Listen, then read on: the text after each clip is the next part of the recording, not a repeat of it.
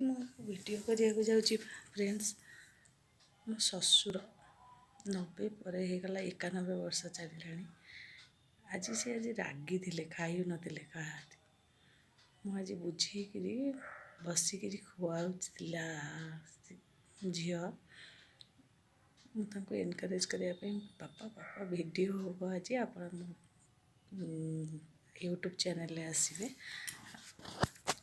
ମୋତେ ଆଶୀର୍ବାଦ କରନ୍ତୁ କହି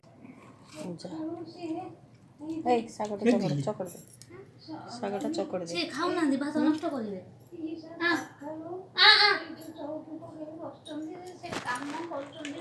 ଓହୋ, ଆପଣ କହୁଛନ୍ତି ଗୋଟେ ପଟକୁ ଭିଡ଼ିଓ ପଳେଇବ କଣ? ଏଇଟା ନିଅନ୍ତୁ। ବାପା କ'ଣ ଖାଉଛନ୍ତି କହିଲେ?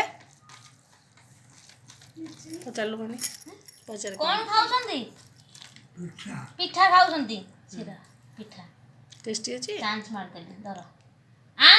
ସେ ଖାଲି ନିଜେ ଜଲ୍ଦି ଜୀବ ବାହାର କରିଦେବି, ସେ ଭିଡ଼ିଓ ଜମା ଛାଡ଼ିବନି। ଦେଖ, ଖାଲି ଦେଖିବୁ, ଲାଇକ୍ କରିବୁ ତୁ। ହଁ, ନାଇଁ କରିବି ତୁ ଲାଇକ୍ କରିବୁ, ସେୟାର କରିବୁ। ନା। ଆରମ୍ଭ ହେଇନି ବାପା।